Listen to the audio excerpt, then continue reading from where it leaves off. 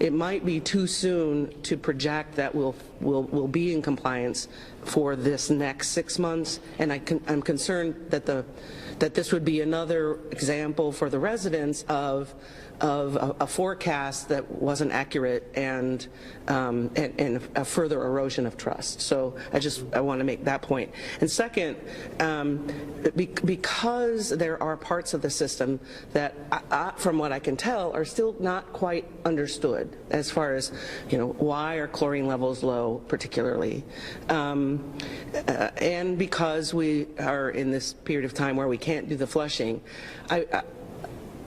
I worry about what message we seem to send when we say 95% of the sites where chlorine is tested, the chlorine levels are good, because again, it sends a message to residents that if you happen to be in the part of town where it's not good, that's important to us. So I would like it if our diligence was about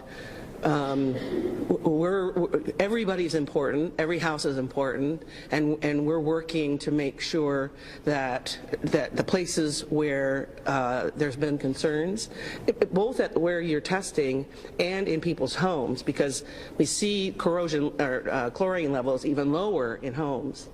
That we send this message that we're not trying to make the city better for 95%. And if you happen to be one of the 5%, we're not ignoring you, that kind of a message. In my house this summer, there was very low, if even detectable chlorine, and I got sick this summer from bacteria. Now, we aren't going to be able to say whether that bacteria came from the water or from someplace else, and I didn't wash my hands, but I know that the chlorine level in my house wasn't sufficient. And so for me, chlorine is like a big deal. And for some residents, it's a big deal. And maybe if none of this had ever happened, and some of us happened to do a test of our water and we found that there was low chlorine, maybe we wouldn't have even cared. Maybe we would have been bothered by the smell of chlorine more than worried about the insufficient chlorine. But I would like it if, as a body, now that we're moving toward a place where we see healing, we see improvement, if we at least at some point take a visible, audible position of wanting to make sure that we're attending to the parts of our population that might most feel like they're still ignored. That's all.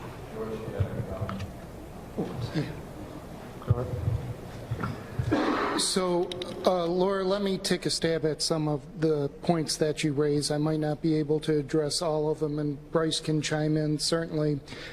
With respect to advising caution, your words are well taken, and I hear what you're saying. One of the things, as I indicated in my report out, was we are looking at the residential testing, and we're keeping an eye on that. And as I indicated, that's an ongoing process, and everybody is encouraged, if they want to go ahead and have a lead and copper test done. And so we are monitoring that data. It's not just sitting in a vacuum. So, do you look at chlorine on those tests? No, but let me get to that in just a moment, okay? So then the other thing, too, is with respect to this, because right now I'm just talking about lead, and then we'll talk about chlorine. Okay, so then with respect to lead, we will be having a round of sentinel testing in February. Okay, so that's already scheduled, and we want to make sure that we address your concern to make sure that we're looking at all aspects of the year. We certainly understand that typically lead levels go up when the temperatures go up, but we want to make sure there isn't any sort of extenuating circumstances, as you indicated, by the water flow. So we will be doing sentinel testing in February, and we will be completely transparent with that data, as we have been in the past. We've always posted that data online, and we will continue to do so. So one of the things that we've been doing to address your concern with respect to just looking at the 95% and not necessarily the other 5% is as we identify issues, we are taking actions. In Bryce's presentation, he talked about one area that was particularly problematic. We went out to that area and we found that a valve that should have been open was closed, and once we opened up that valve, things improved significantly. So these are just some of the things that we're doing, and Bryce, maybe you want to expand on that? I thank you very much, and I guess my point would be that the residents would hear that. The residents would hear, okay, so in general things are getting better. We found some problem areas, this is what we did. It sort of sends this message that we're not looking for, you know, 90% being good or 95% being good. So I affirm all that, and I just want to say that, again, the lead copper rule goes on forever. You know the difference between true love and the lead copper rule? The lead copper rule lasts forever. I am happily married, by the way. So, you know, as far as making trends, we'll have real data to see if those trends are true. As far as coliform monitoring and other regulatory monitoring, that goes on forever too. So whether these trends are true or not, we'll know with real data as we're going forward. So, yes. Yes. Yeah.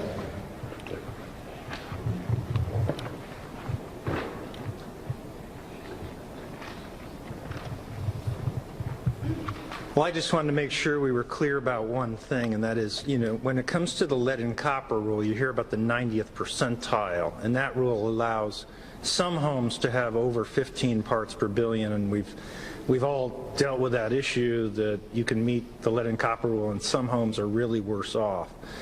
When it comes to the free chlorine issue, however, there's no evidence that those homes that are not getting free chlorine are worse off from a health perspective. The regulation is set up to provide this barrier, and the 95% having it over the threshold proves that the barrier's in place. But those homes who are getting lower chlorine or no chlorine, we don't know at this time, nor do we have a strong reason to believe that they are worse off than other parts of the city. So we've seen some of the folks that have high chlorine close to the treatment plant, they feel worse off because they're breathing the chlorine and, you know, feeling the irritation. But just as a health issue, there's no evidence that really those getting the high chlorine or those getting the low chlorine or the middle chlorine are any better or worse off than any other group. So it's different from the lead and copper rule, where if you're above the action level, you really are worse off. Any other comments, Dr. Jones? Sorry, Stacey. I have a big mouth. Yeah, but We need a live stream.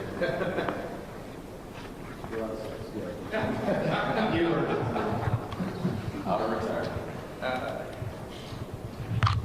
Yes, just speaking as one of Dr. Sullivan's South Side neighbors, I've seen auto flushers throughout the city, especially in front of the Freeman School.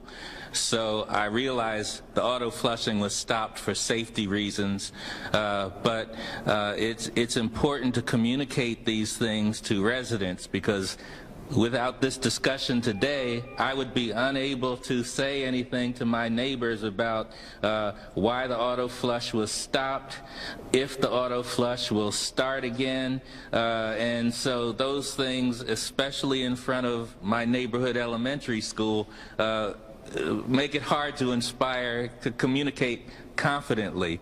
So as was said by Keith, we really have to pay attention to the communication because that's essential. Would you say that residents know why we're auto flushing? No. If I could just, since the microphone's next to me here, and maybe General McDaniels or Mr. Jones wants to chime in, but the city is cooperating in a collegial way with EPA and DEQ, and there is hydraulic modeling that is going on in the system to look at volumes, flow rates, dead ends, where we need to put loops in. And so there's, in addition to the flushing, that as the mobile flushers, if you will, were purchased to move water in areas we knew, we're also now being better informed where those other opportunities are to reduce water age, and that's through some high-end scientific and engineer modeling. And so there's some really good consultants working with the various engineers on the city staff, and so appreciate that.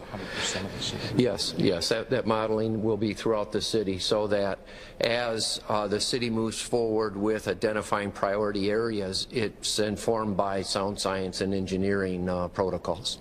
Dr. Edwards, get the mic over there. I appreciate getting up.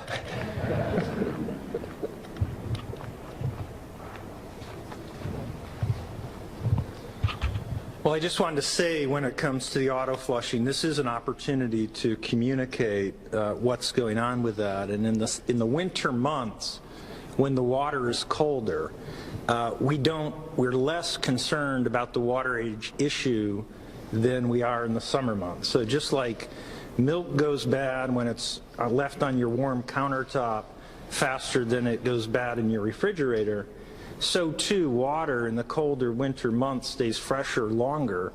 And so the auto flushing is simply not as important in the winter months to maintain low levels of bacteria, high levels of chlorine throughout the system. And so I know it was stopped for reasons of safety, but the reality is when the water gets as cold as it is right now, it's really just not as important. Dr. Sullivan.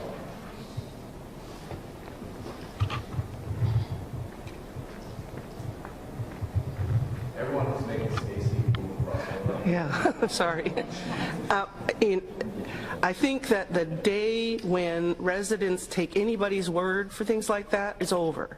And all I'm saying is it's good if we monitor this and prove that the flushing didn't have an effect during the wintertime, or the lack of flushing wasn't important during the wintertime. That's the reason I asked for us to be just paying attention to the chlorine levels and the phosphate levels and the condition of the pipes as we are not flushing, so that we can say to the residents they don't need to be worried with data rather than with expert opinion.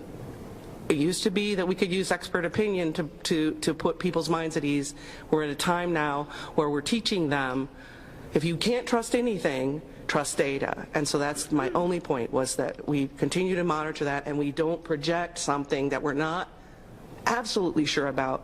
And given that this system is so unpredictable, I just don't think we can say anything with absolute certainty.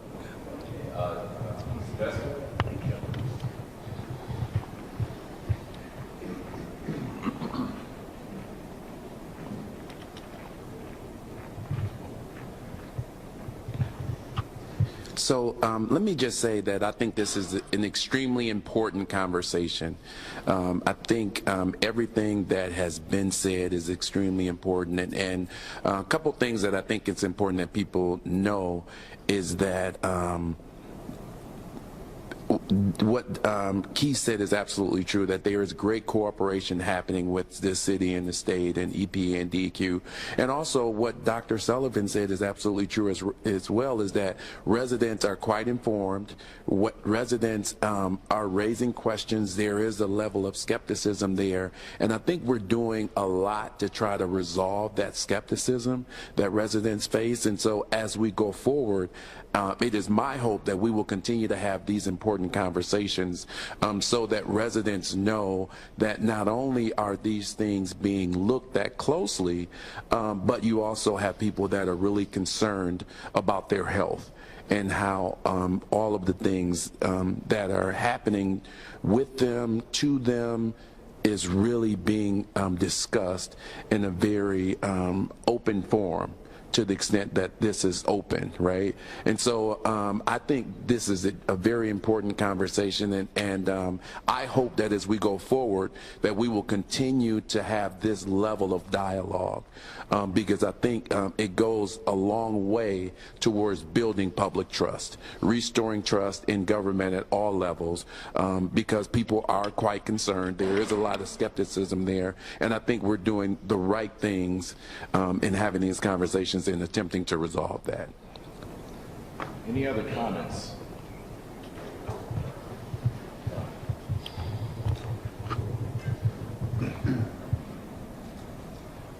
Go ahead. Councilman Mays.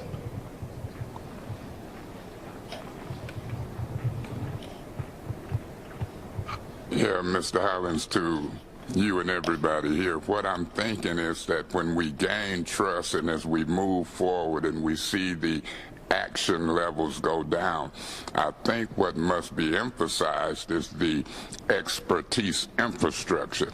The biggest fear people have, in my opinion, is when you see these good reports and improvements, that all of this expertise infrastructure will disappear. So based upon what Dr. Edwards is saying as it relates to winter and summer and when the reports are coming out, I think that we would move forward better if we, and I don't know if we can do it because this is expensive expertise, personnel, and infrastructure of people, and that's one of the problems we had when it came to the EPA, DEQ, and even on the city level. So I think as you see improvements that we could solve the fear of people thinking that people will pull out and that expertise will go. It will go a long way if we can convey that that's not a reality. Thank you.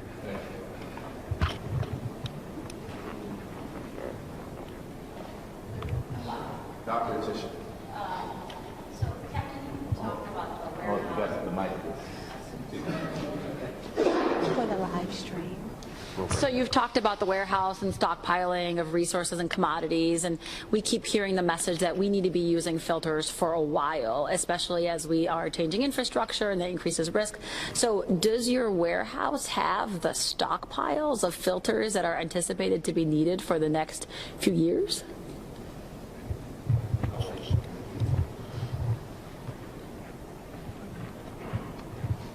You guys gonna over lunch? I'm telling you. So that's a good question, and we have to make sure we distinguish between filters and cartridges. So as far as filters go, we have a lot of filters, but I don't think that's as relevant as the cartridges, which are the replacement media for them. We have just under 2,000 days till depletion based on what we currently have in stock. That's based on current burn rates. So again, and I've mentioned this before, because we issued them, there's a lot of them that may, we could have, 500 that get changed, every week. And so I just want to caution everybody, that's what our current stats. Every day I get a report. Every day our logistics team, they're looking at these things so they know how many days we have till depletion. Right now I think we're in a very good spot with the cartridges, but we'll continue to stay engaged with the core team. They're the ones that really are going to be dictating now, those trigger points. Do we need to start ordering more? Do we need to switch? Buy more of one versus the other. That's really our gauge out there. That's also why we tried to minimize the number of filter types that were out there, because from a logistical standpoint, it's a lot easier if we had just one filter out there, but that's not necessarily feasible. So to answer your question, yes, at this point in time, I think we're in a very good spot, but we monitor this daily while working with the core team. All right, so I take it that better communications might help a little bit. Would you say, Dr. Reynolds? Okay. Keith? If I can put Dr. Edwards on the spot for just a second to take the microphone his way. He had would you just take it over, Dr. Edwards? Sorry, could you just talk for a minute about point of use and point of individual filters? That's just a question that occasionally comes up. Yes, so there's information out there that's been generated at a workshop that was held by the World Health Organization about 16 years ago that acknowledges that there are bacteria growing on all filters that are used in homes, and a lot of bacteria. But the research that's been done to date on that issue, and we have to be vigilant, of course, is that these bacteria are not a public health concern from the perspective of drinking the water, and that is that the benefits you get from filtration far outweigh any known detriments that we have at this time. The point of use filters are particularly attractive because it allows chlorine to go all the way to the end of your faucet.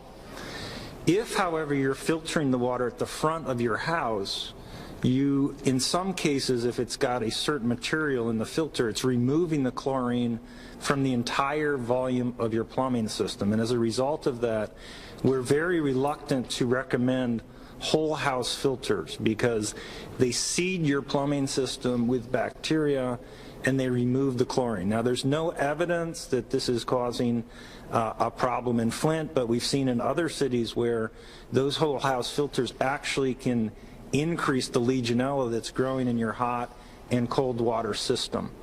So it's very important to distinguish between the two types of filters. Your point of entry, the filters that are used to clean the water for your whole house, there's reason to think some of those could be detrimental in Flint to public health.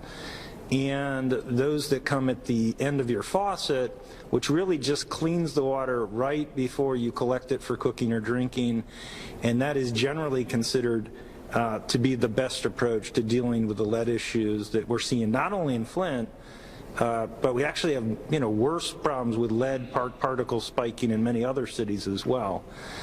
So that's what you asked me to distinguish. Yeah. Thank you.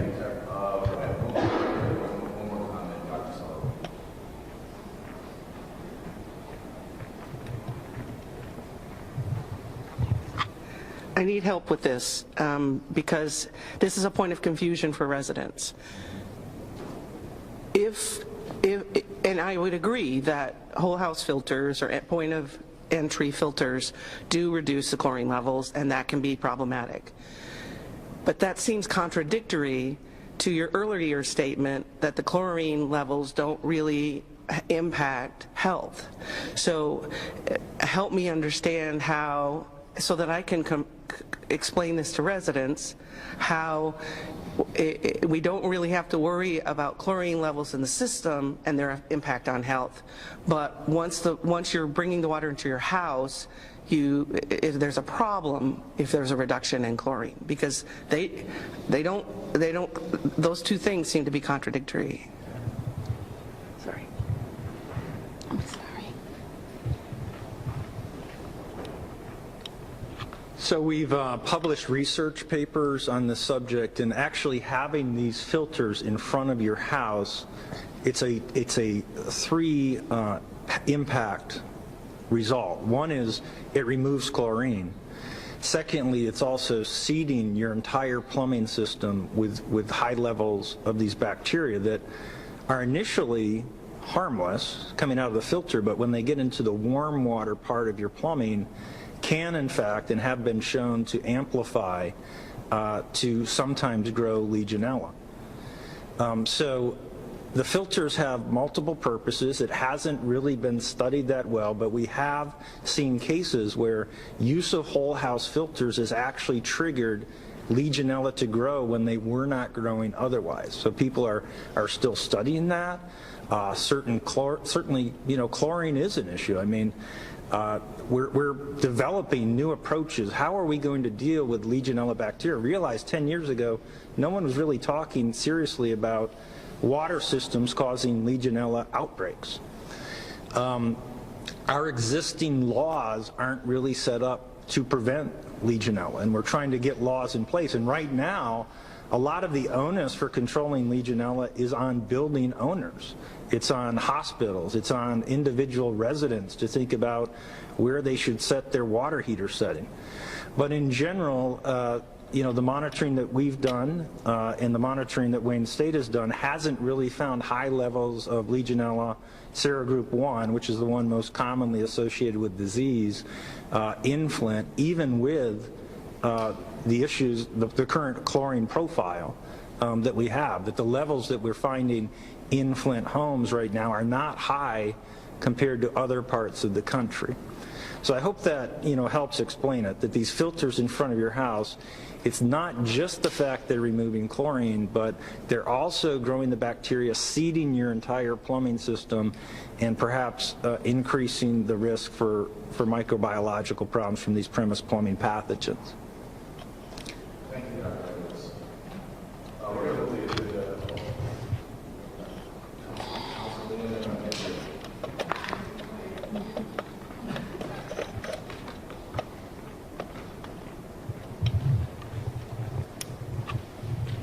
Thank you. I want to ask a question specifically to Dr. Edwards. When you were talking about the whole water systems, there are a number of people in the Flint community that are discussing this, and we're also having public presentations given about, well, these water systems. And this is the first time I'm aware of the information or concerns that also can be added. And one, I want to know, do these systems come with any type of awareness or warning to people so they are aware that that's a possibility, that once they put this in, they also have to be looking out for other types of situations? And the other question I have, I know by talking to some of the families, and especially one that I met yesterday, that are in their 30s, have 5 children, just got a system given to them because of the situation they were living in for the past 4 months. They have such a peace of mind because she said now she's able to give a bath to her baby. Now they feel like they are able to drink and cook with the water. Now her husband has had some serious health problems before the system, is already going into some signs of dementia, and she feels it's from the previous water situation. So now, from what I'm hearing you say, we may have to take away that peace of mind that citizens are looking for. And I know the replacing of lead lines is going to be a longer process for this community. And I think right now this community is, the citizens are looking for something a little bit more now, you know, not later, now. And when it comes to children and health issues, I think they're going to be overflooded with companies that have certain systems that they're pushing. And those systems are, some of them are at a low enough cost to get them started. Now, one yesterday said, oh, we can start you in the kitchen. He didn't really suggest about the rest of the house because then you're talking about more cost. But he says for the kitchen and get you started, couple $100, and then, you know, some type of maintenance fee after that. It sounds good. But like I explained to him, doing the kitchen is not good enough, because if you have a family and you need to use water in the bathroom, you mean I have to run to the kitchen to get water, drinking water for them or whatever? So I'm saying, I guess, to make everyone aware, this may be another concern that we need to pay attention to before it gets out of control and we start having problems like you're saying, potential for Legionella and so forth. Thank you. Okay, and after that reply, we're going to move the agenda because we're coming up against time. So let me just say that on the whole house filters, we wrote on this on our webpage many, many months ago. And let me just also say I have nothing against whole house filters or people that sell those for a living. But what we're talking about here is making some kind of public health recommendation that is state endorsed. And when the issue came up almost a year ago about should we install whole house filters as a possible solution, the answer was definitively no, for two reasons. First, the whole house filters do not stop the lead in water problem, because the lead can come from the plumbing after the filter. And that is probably even more of the lead is coming from after the filter now than from the lead pipes in many homes. So the second thing is that the filters, we did know based on this prior work and the logic that they could actually create a bacteria problem where it did not exist before. As a result, because of that downside, we decided that the state and the federal response would not recommend whole house filters. But there's a lot of things that people are doing out of personal preference. People all across the country decide out of personal preference to drink bottled water, to boil water, either based on their own knowledge about their health case or based on the advice of their physician. And so too in Flint, people are going to have to make those personal choices. A whole house filter is a personal choice, and on our web page we just pointed out that if you decide to do that, it's not going to solve all your problems. It might give you some peace of mind. That's very valuable, especially now in Flint. And it has the potential to actually cause some problems as well. So that's the state of the science now. We can't recommend either for or against it. We can only point out, since it's a personal preference, that there is a potential downside, and do not think it's going to solve all of your potential health problems that might be coming from water, not just in Flint, but in any other city in the United States. Thank you. So we're going to move to the agenda. So Bryce. Actually, the other thing I was going to get next, I just gave as part of this presentation, so I'm good. So you're good. Back on track. All right. Well, the subcommittee on infrastructure met, and they had a fairly decent conversation, participating on that subcommittee as well. We also had a subcommittee on rates that Dr. Beecher leads, but also on that committee is Eric Rothstein, Sylvester Jones, Eric Scorzone, Larry Stuckelberg, Vicki Van Buren, Dr. Sullivan, Dr. Tisha, and I think Sheila Davis and Angela Kowski, I think that's her the pronunciation of her last name. And in that subcommittee, basically it was just an organizational call to really define what the scope of that subcommittee would do, and some of the things that the goals would be to bring some transparency to water rates and rate structures, to build understanding of capacity of water rate making, and to identify options for protecting health and protecting low-income households. The committee outputs, there are three of them, essentially develop a public education model on rates and rate making, develop a scope for rate making training module for Michigan communities, and develop a working paper on an overview and recommendations to the state that will include best practices from water systems that have optimized their rates for their customers, and not exclusive of perhaps Public Service Commission oversight of rates, because right now the Public Service Commission oversees a lot of things, but they do not oversee water rates. And different systems have different ways of calculating this stuff, and sometimes it looks like a magical outcome when the rates are actually produced. And so it'll provide a little bit more transparency to rates. The objective here would be to recommend steps to optimize rates in Flint in particular, but certainly then to make those recommendations for other communities in Michigan. So that's the rate committee. And if anyone else on the rate committee has any other comments to that discussion, you can speak now. All right, moving on, Mike Zimmer. Very quickly, as many of you know from prior meetings, The whole issue of rental property and how the credit is impacted in rental property has been assigned to the policy subcommittee. There's really two issues within that. The first being landlords who do not pay their water and therefore pay their water bill and therefore jeopardize their tenants. Is Steve here, Branch? I'm looking. Steve, the whole group has been working very collaboratively on this. This is going to be a continuing issue. As bills go out, as bill cycles come in, we look at individual problems. The city, the charitable community, the foundation community has really stepped up in those limited instances where they're behind. We have no current problems, but again, with each bill cycle that comes up, we monitor.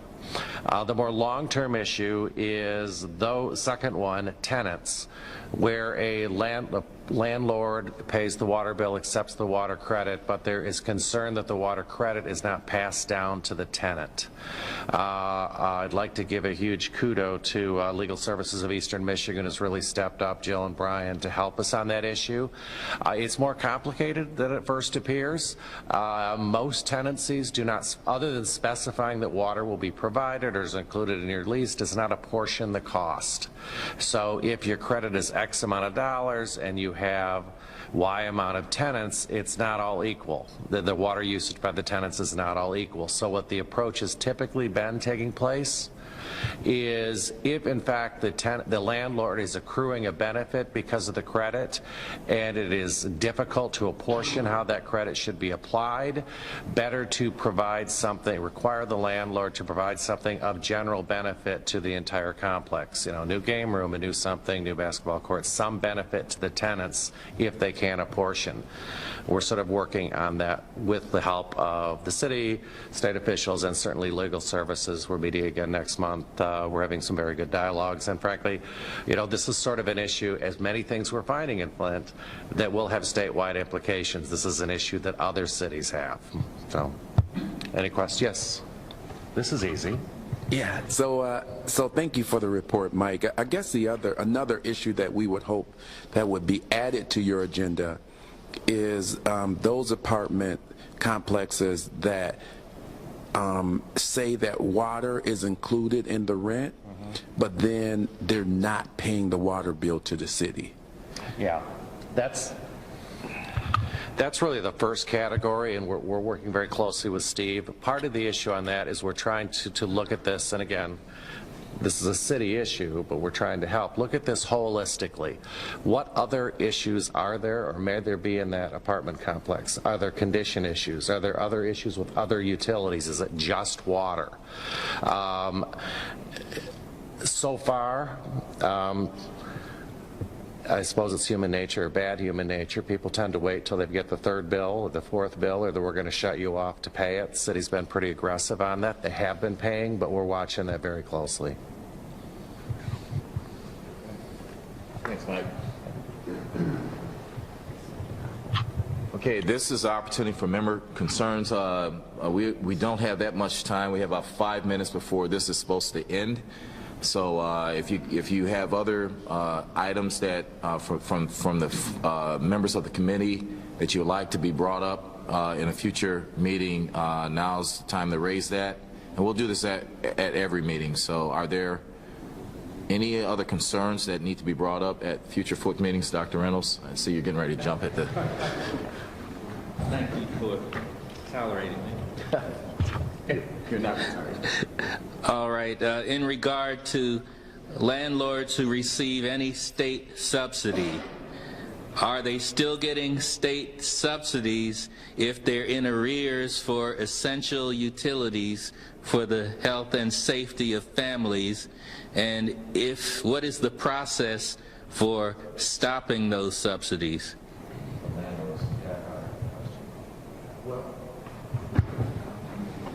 Excuse me, I'm sorry. Thank you. So I will say that the city of Flint is really looking at that, and so if an apartment complex is behind on their water bill, then they do lose that 20% credit that has been awarded by the state, by the legislature. And then once they are then current on their water bill, then that water credit will continue at that point. So so that's how we handle it as it relates specifically to the water credit, that water relief credit. I'm not clear on how that impacts them in other areas, you know, Section 8 or other things. And I assume that you're talking about beyond just the water utility. Right, so that's only, so we are looking at the water. I'm not clear on how the state is handling as it relates to other MISTA or HUD or Section 8 related incentives. Rich, you'll have a comment on that.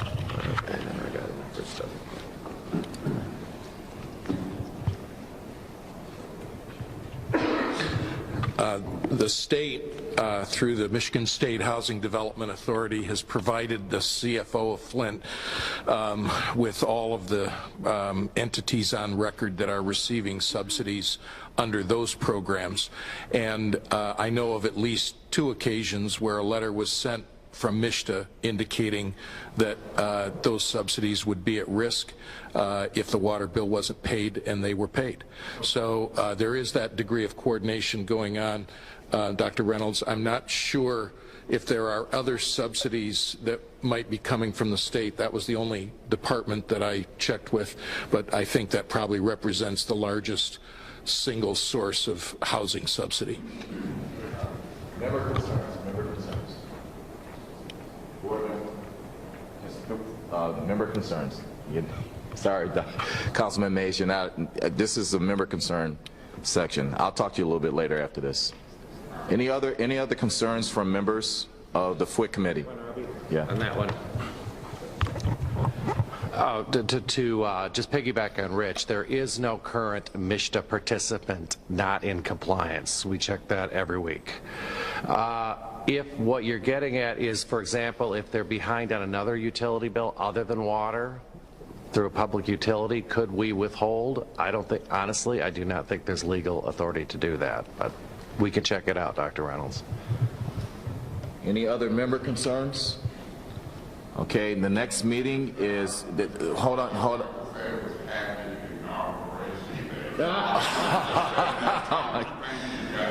right. Member concerns, so seeing none, the next meeting is on February the 17th here at the Riverfront Banquet Center, and with that, we stand adjourned.